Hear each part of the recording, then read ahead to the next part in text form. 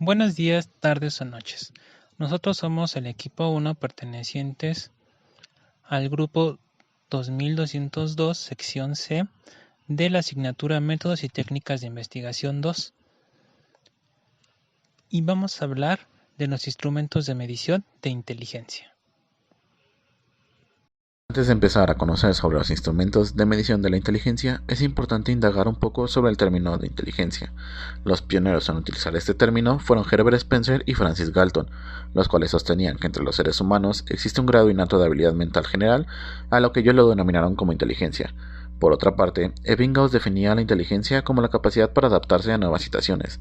Alfred Binet se refería a la inteligencia como una cualidad, al igual como podría ser la memoria, la percepción, la atención y el intelecto. Además, Binet sostenía que la inteligencia se manifiesta en el desempeño de diversas tareas. Es verdad que a lo largo del tiempo, muchos psicólogos y filósofos han intentado formular una definición universal del término de inteligencia. Sin embargo, algunos han sugerido abandonar el término de inteligencia y utilizar términos como habilidad mental general, o otros prefieren el término de habilidad académica. Todo esto es causado a que no todos aceptaban las diversas definiciones que se han dado sobre el término. Ya que hemos indagado un poco sobre el término inteligencia, toca mencionar algunas de las teorías que se han formulado a lo largo del tiempo sobre ella. Las teorías sobre la inteligencia, o más bien del comportamiento inteligente, se han basado en modelos psicométricos de desarrollo y de procesamiento de información, algunas desde enfoques más tradicionales y otras de origen más reciente. Una de esas teorías es la teoría psicométrica. El método psicométrico ha dado origen a una gran variedad de pruebas de inteligencia y diversos métodos estadísticos para analizar las calificaciones de estas pruebas. Esta teoría se centra en las diferencias individuales en cuanto a habilidades cognitivas. Por mencionar algunas teorías basadas en el método psicométrico y originadas sobre todo en el análisis factorial, se encuentra el análisis bifactorial de Spearman, la teoría multifactorial de 7 habilidades mentales básicas de Thurston, el modelo de estructura del intelecto de Wilford y el modelo jerárquico de Vernon. Spearman, con su teoría bifactorial de la inteligencia, afirmaba que el rendimiento académico de unos niños en edad escolar estaba correlacionado con el resultado que obtuvieron en pruebas sensoriales que él mismo diseñó y les aplicó.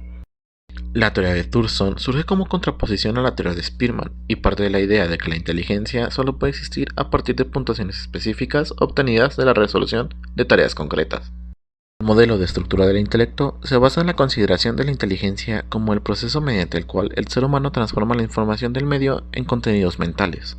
El modelo jerárquico de Vernon postula que la inteligencia se compone de diversas capacidades que se integran en una estructura jerárquica de 4 niveles. Otra de estas teorías es la teoría sobre el desarrollo humano, proveniente de la investigación sobre el desarrollo humano. Estas teorías subrayan la uniformidad o las similitudes interindividuales en la evolución cognitiva, más que enfocarse solo en las diferencias individuales. Un ejemplo es la idea de Piaget de que la cognición se desarrolla a partir de las acciones de asimilación y acomodamiento.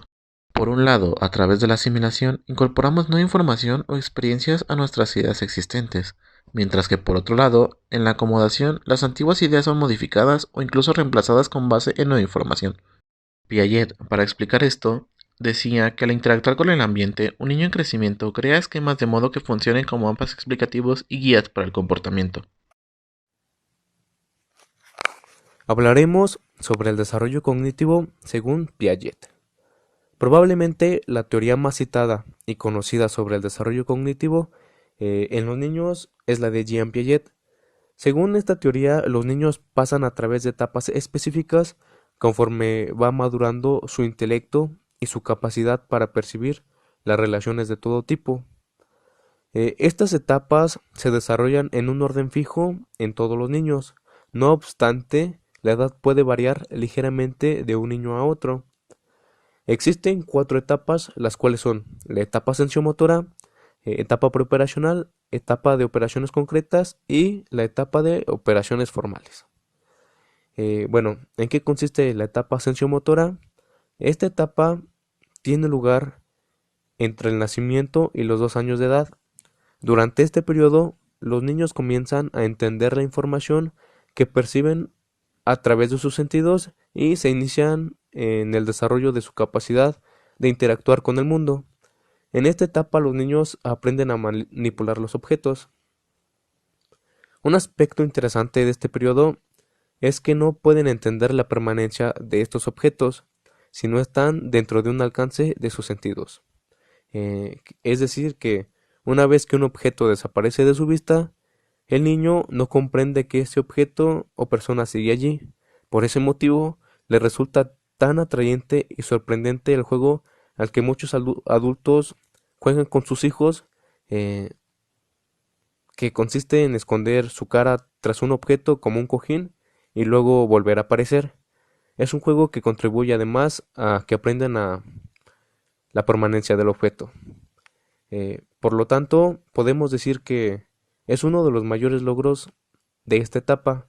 Eh, Además, porque tiene la capacidad de entender que estos objetos continúan existiendo aunque no puedan verlos. Esto incluye la capacidad de entender que cuando la madre sale de la habitación regresará, lo cual aumenta su sensación de seguridad, y esta capacidad suelen adquirirla hacia el final de esta etapa. La siguiente etapa, que es la etapa preoperacional, comienza cuando se ha comprendido la permanencia del objeto y se extiende desde los 2 hasta los 7 años. Durante esta etapa, los niños aprenden cómo interactuar con su ambiente de una manera más compleja mediante el uso de palabras y de imágenes mentales. Esta etapa está marcada por el egocentrismo o la creencia de que todas las personas ven el mundo de la misma manera que él o ella. Un factor muy importante en esta etapa es la conservación de la cantidad, que es la capacidad de entender que la cantidad no cambia cuando la forma cambia. ¿Qué quiere decir esto? Por ejemplo, si el agua contenida en un vaso corto y ancho se vierte en un vaso alto y fino, los niños en esta etapa creerán que el vaso más alto contiene más agua debido solamente a su altura. Esto es debido a que se centran en solo un aspecto del objeto, por ejemplo la altura, sin tener en cuenta otros aspectos como la anchura. Otro logro importante de esta etapa es la reversibilidad del pensamiento, es decir, poder realizar operaciones o pensamientos de forma inversa. Por ejemplo, son capaces de resolver problemas como si yo tengo un número de canicas en una caja y al añadir 3 obtengo 7 canicas, ¿cuántas tenía inicialmente? La siguiente etapa es la etapa de operaciones concretas.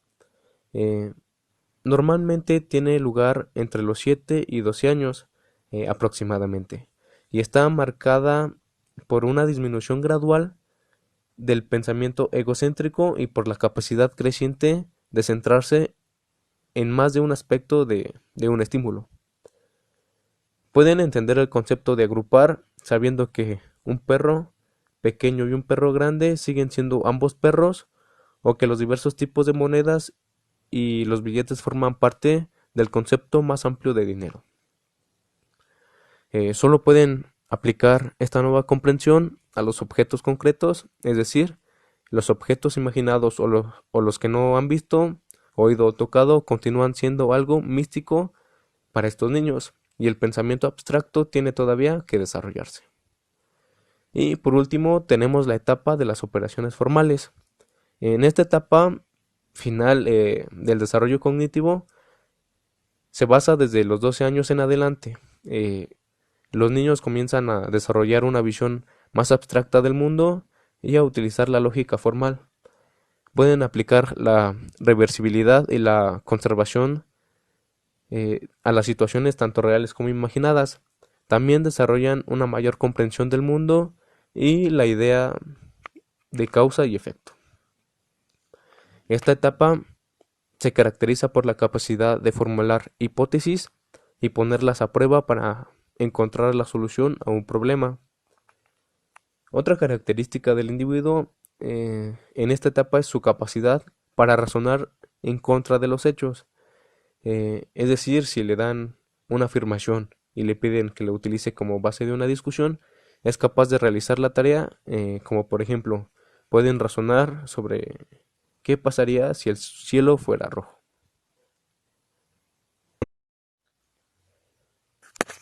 Un punto muy relevante es sobre el procesamiento de información, en el cual las teorías sobre el procesamiento de información o modelos de resolución de problemas y razonamiento se ocupan de identificar los procesos cognitivos u operacionales mediante los cuales el cerebro maneja la información.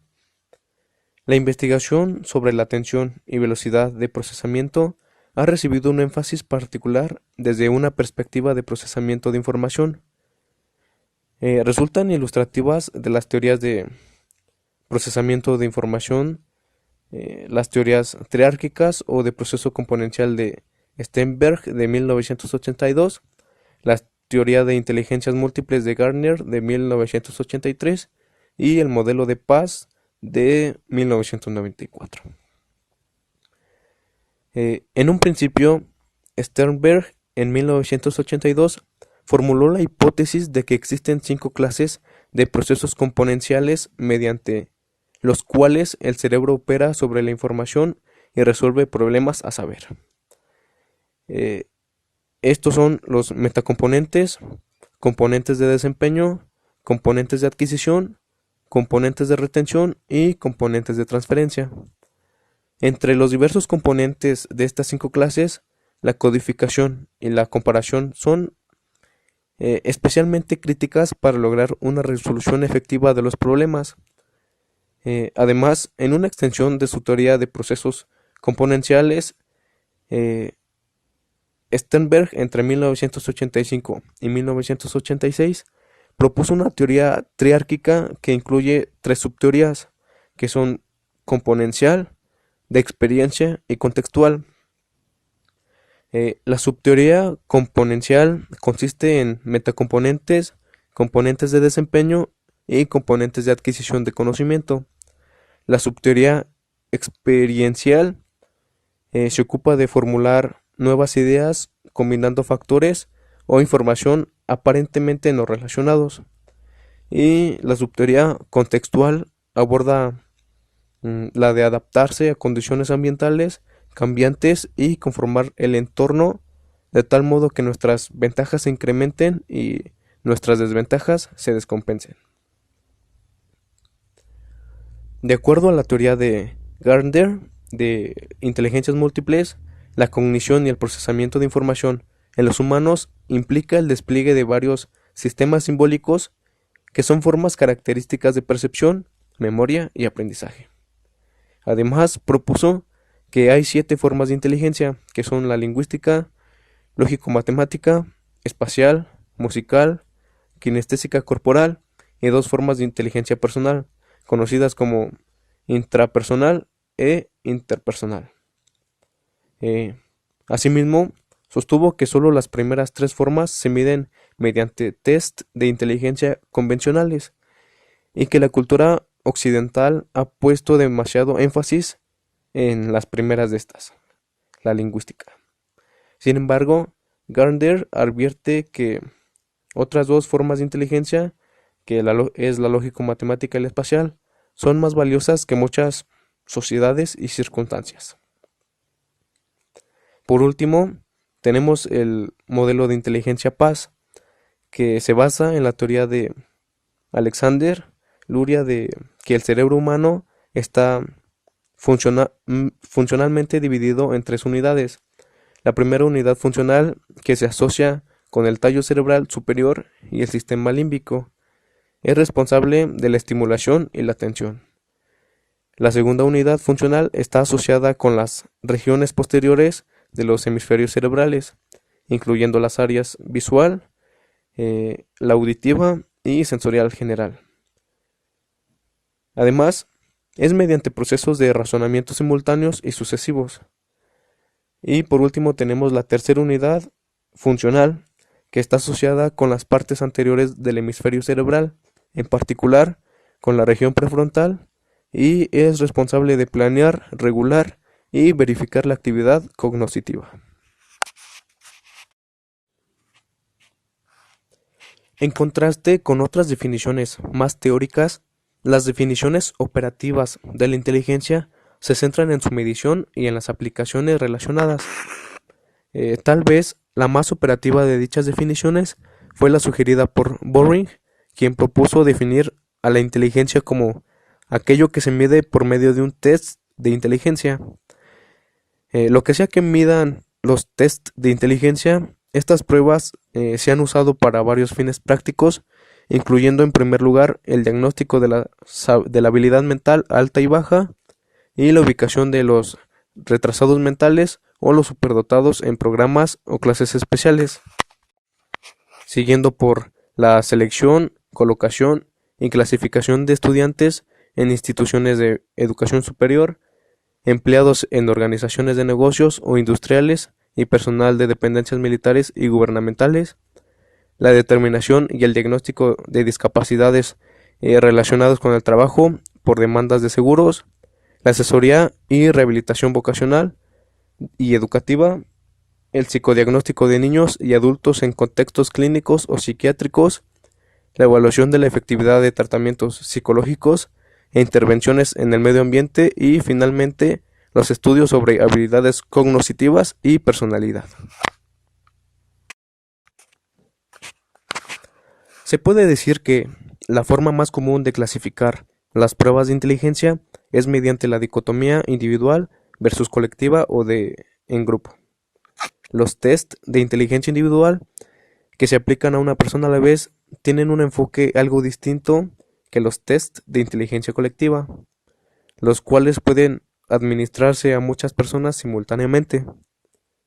El énfasis de las pruebas individuales es más global, ya que su principal función es evaluar su habilidad cognitiva general. Por otra parte, el enfoque del test colectivo tiende a ser más reducido porque tiende a predecir el desempeño académico o laboral. El administrar un test de inteligencia individual suele ser más laborioso que administrar una prueba. Una ventaja de las pruebas individuales es que los examinadores pueden prestar más atención a los sujetos del examen. El enfoque del examinado a la prueba y a otros comportamientos, como por ejemplo la angustia, confianza, estrategias para resolver problemas, frustraciones, distracción y algunos aspectos similares, pueden observarse más de cerca cuando se examina a una persona a la vez, y el desempeño puede estimularse y recompensarse en forma más efectiva. Asimismo, las calificaciones de pruebas individuales no dependen tanto de la capacidad de lectura como a las calificaciones de pruebas aplicadas colectivamente.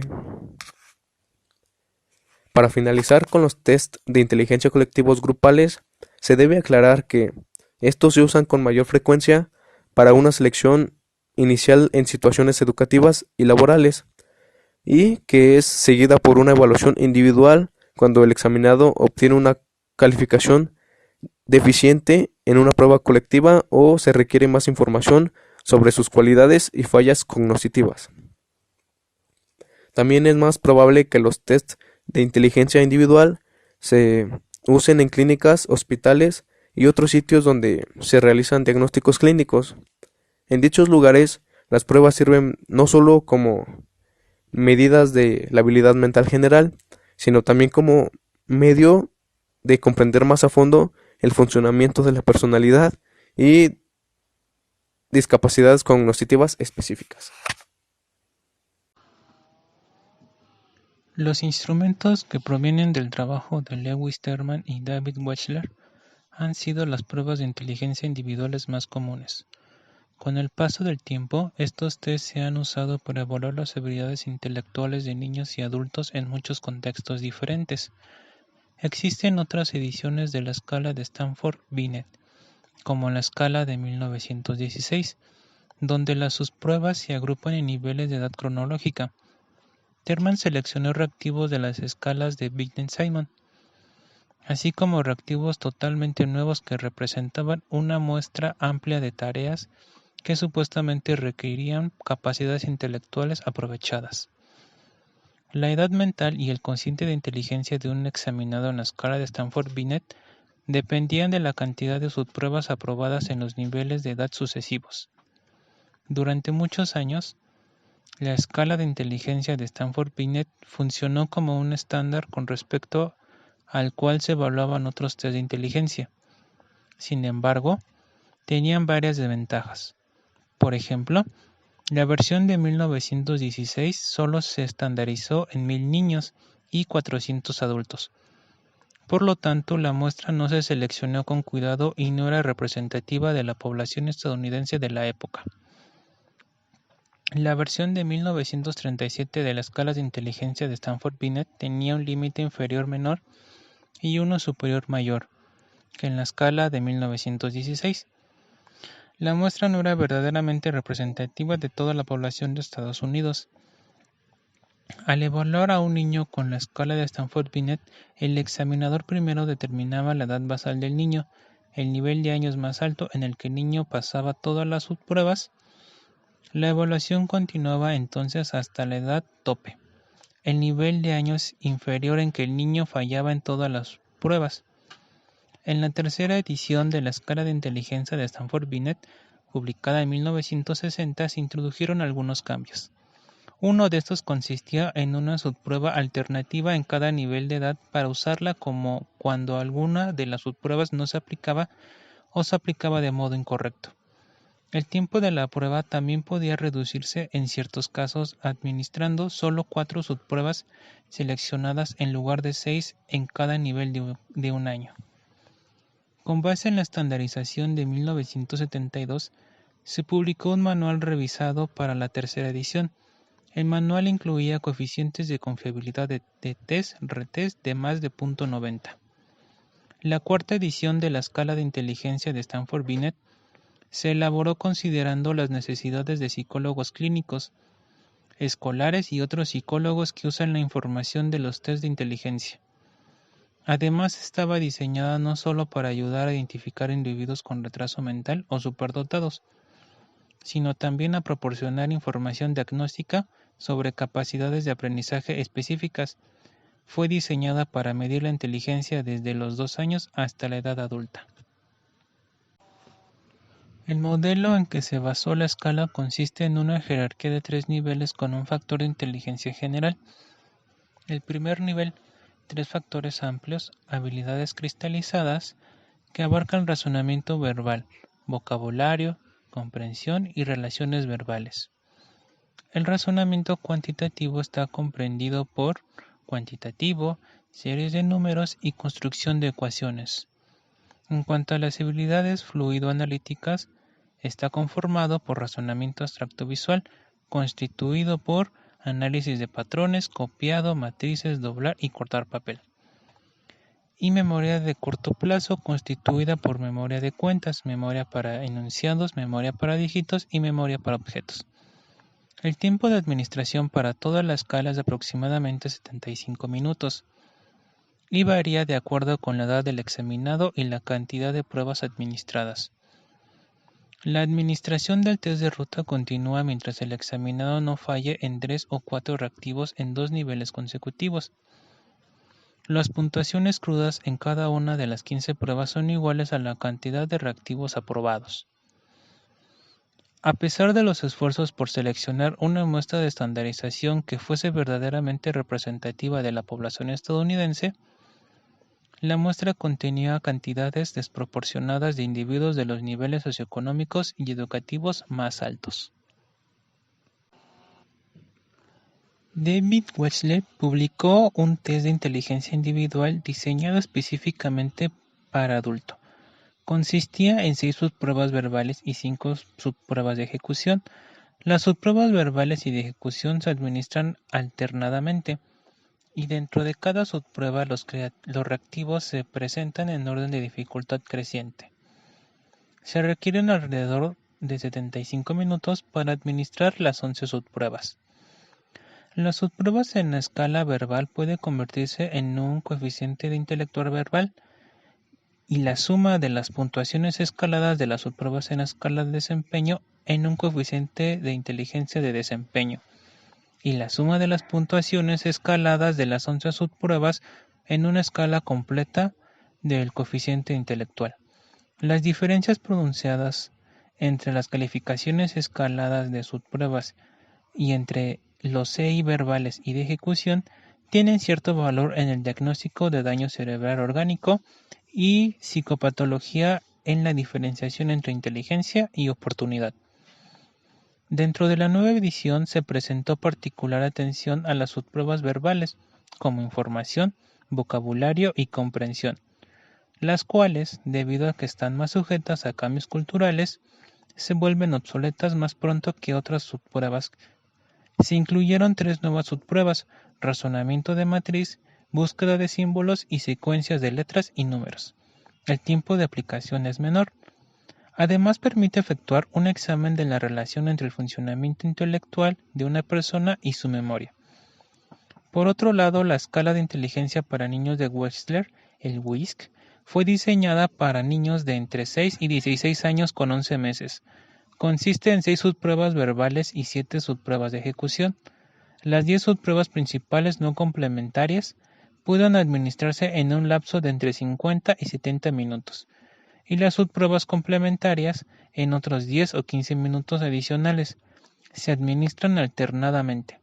Por otro lado, la necesidad de una medición confiable de la inteligencia, que pudiera realizarse en forma más rápida, condujo a la creación de la escala de inteligencia de Wechsler abreviada, en forma de 4 subpruebas que requieren de aproximadamente 30 minutos, y la de 2 subpruebas toma alrededor de 15 minutos en administrarse.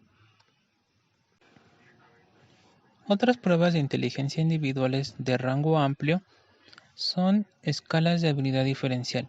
El objetivo es proporcionar perfiles de habilidad para analizar y diagnosticar problemas de aprendizaje en los niños de entre 21, desde 2,5 a 17 años de edad, con problemas de aprendizaje.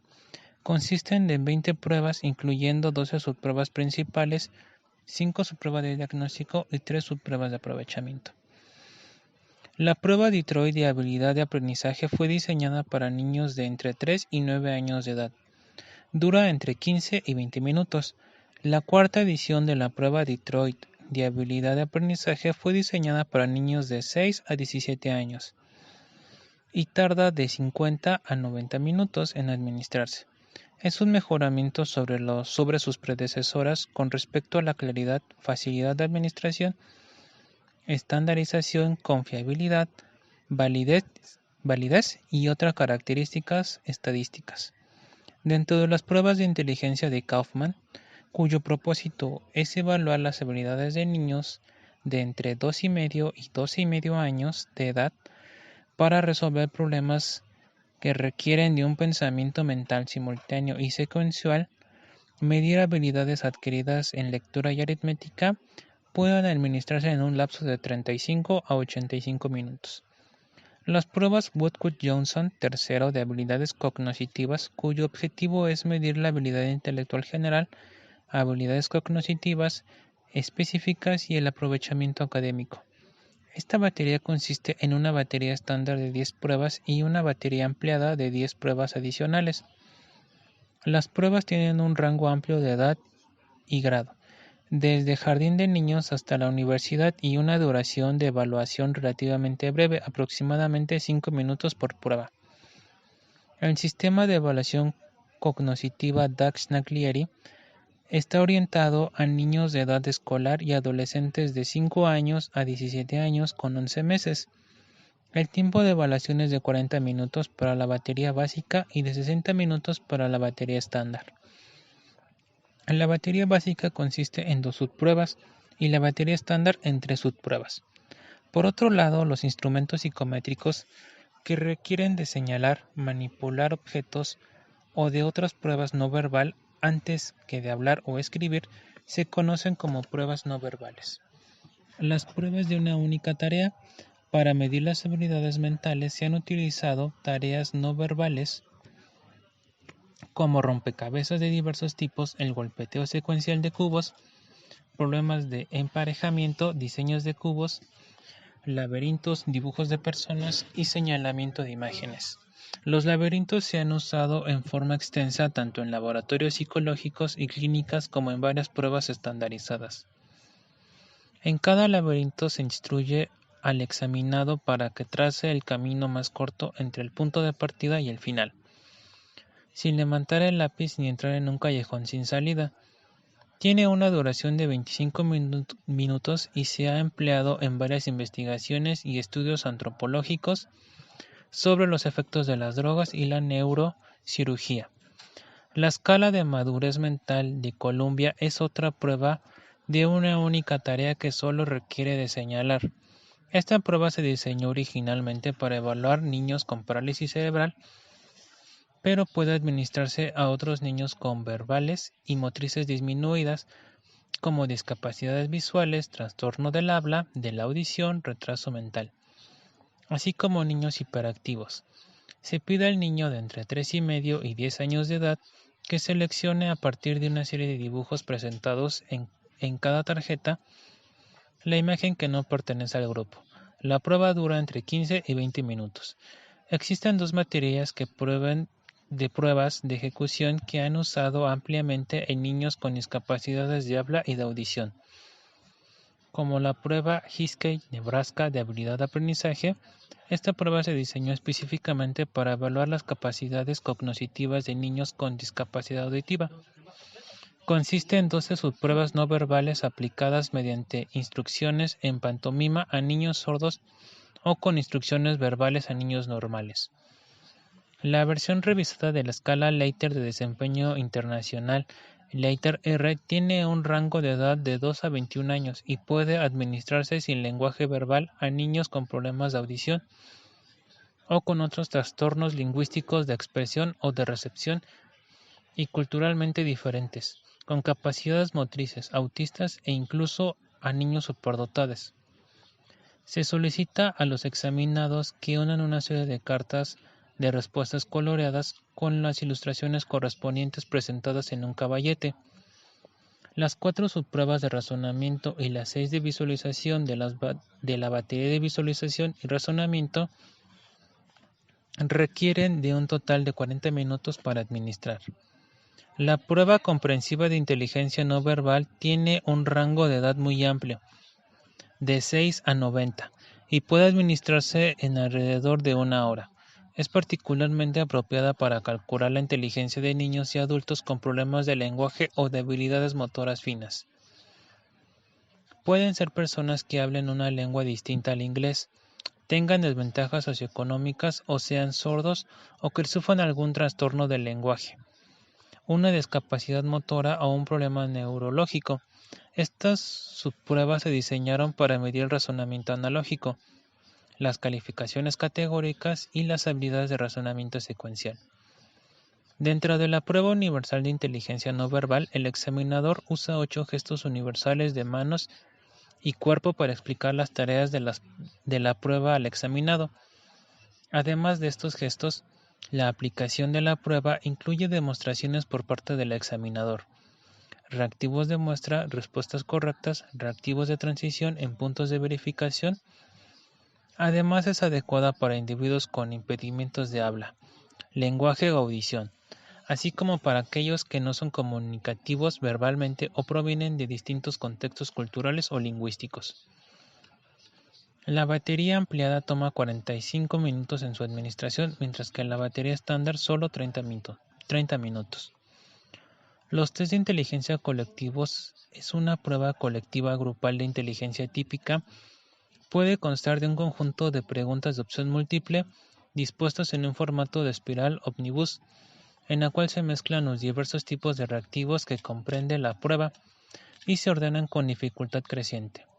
Los reactivos en el mismo grado de dificultad se agrupan juntos o como una serie de subpruebas en momentos separados. Las pruebas de inteligencia colectivas pueden administrar a pequeñas cantidades de niños desde los 5 a los 6 años de edad, o a grupos más numerosos de adultos. Al evaluar niños pequeños, los examinadores deben tener particular cuidado de asegurarse de que los terminen a tiempo y que comprendan las instrucciones, pasen a la página siguiente, entre otros aspectos. Las calificaciones de pruebas aplicadas de manera colectiva deben interpretarse con precaución, tomando en cuenta otros datos, grados escolares e información obtenida mediante entrevistas o la observación sobre el examinado.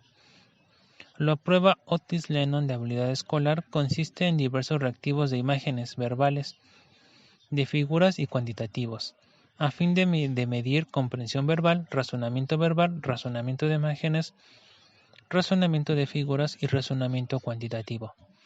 Desde la etapa preescolar hasta el 12º grado hay 2 formas y 7 niveles, cada una de las cuales puede administrarse en 60 o 75 minutos. La quinta edición de la prueba de habilidades cognitivas evalúa las habilidades de los niños para razonar y resolver problemas usando símbolos verbales, cuantitativos y espaciales, no verbales. Su administración dura aproximadamente 90 minutos.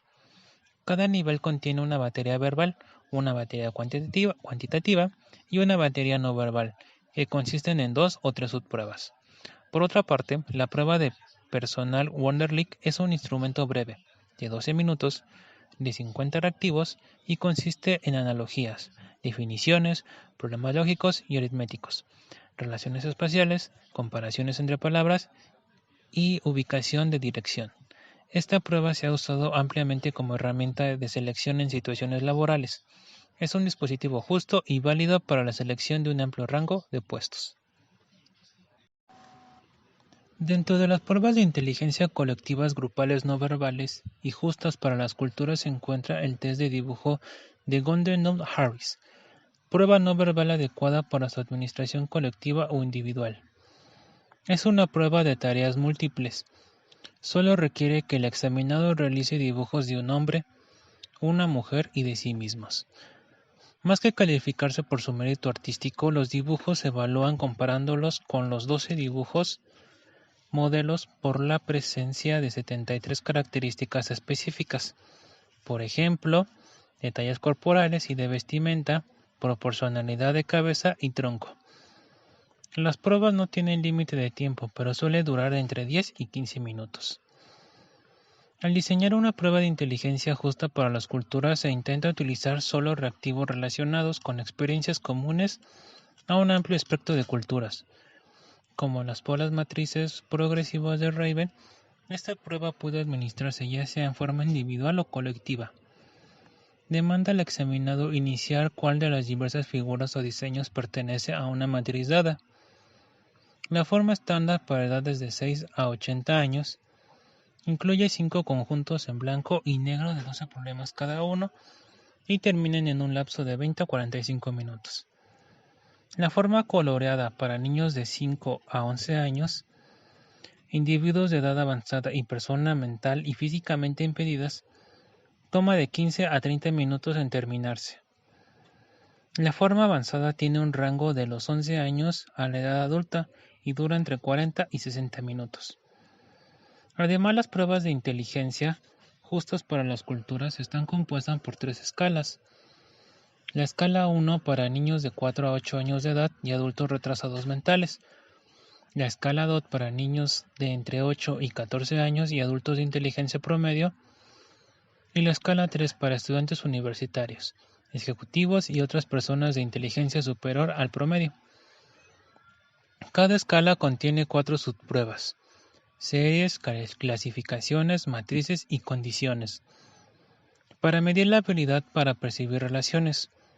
Además de estas 4 subpruebas justas para las culturas, la escala 1 contiene 4 subpruebas para evaluar información cultural y comprensión verbal.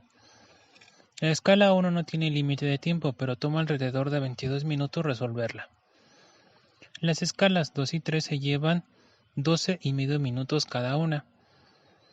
Por otro lado, la prueba Naglieri de habilidad no verbal tiene como objetivo proporcionar una medida no sesgada de la habilidad mental general de individuos con habilidades limitadas para la lengua inglesa o con otros problemas de aprendizaje. Es adecuada para alumnos desde preescolar hasta el 12º grado y tarda aproximadamente 30 minutos en completarse. Las pruebas de aptitud académica de admisión se han diseñado específicamente con el propósito de medir la aptitud para el trabajo académico. Las pruebas de evaluación académica están compuestas por 2 partes: razonamiento y pruebas de materia. La primera consiste en secciones de razonamiento verbal y razonamiento matemático con una duración de 75 minutos cada una. La sección de razonamiento consta de 78 reactivos de opción múltiples en analogías, completamiento de enunciados y lectura crítica. La sección de razonamiento matemático está formada por 60 reactivos en matemáticas regulares, comparaciones cuantitativas y respuestas producidas por el alumno. Se pide a los examinados que lleven al examen su propia calculadora de bolsillo, de modo que puedan calcular respuestas de las subpruebas matemáticas. Las 20 pruebas de materia pertenecen a 5 áreas generales: inglés, historia y estudios sociales, matemáticas, ciencias y lenguas. Es un predictor válido para el desempeño de la universidad, específicamente de los promedios de grado durante el primer semestre universitario, pero también ayuda a predecir con eficacia los promedios posteriores y de desempeño en los otros exámenes académicos.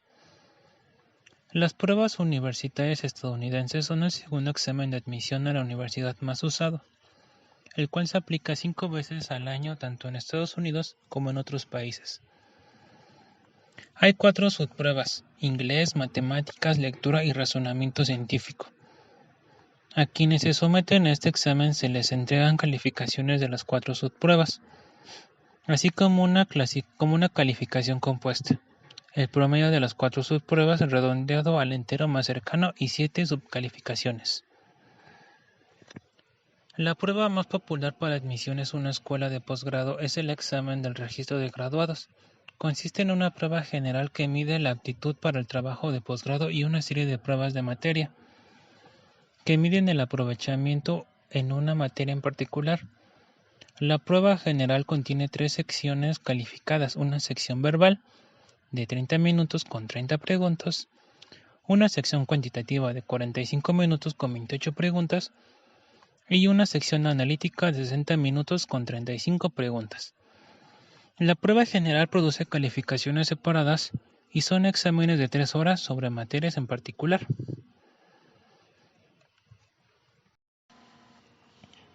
Cada una de estas pruebas está perfectamente definida, validada y sometida a un control de medida objetivo. También hay que aclarar que una mala puntuación en estas pruebas no siempre indica un coeficiente intelectual bajo. Algunas veces pueden deberse a que los sujetos que han sido sometidos a la prueba destacan en otras áreas que no miden estos test de inteligencia. Además, las pruebas de inteligencia solo miden las habilidades tradicionales de la lógica y de habilidad verbal.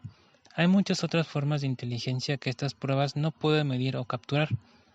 Además, debido a que la puntuación se basa en la experiencia de una prueba individual, la salud o el estado de ánimo en un día en particular puede haber tenido un efecto en el puntaje. Hay que tener en cuenta que cualquier calificación que se recibe es simplemente una estimación de la inteligencia general, no es un veredicto final. Por nuestra parte sería todo. Gracias por su atención. Saludos.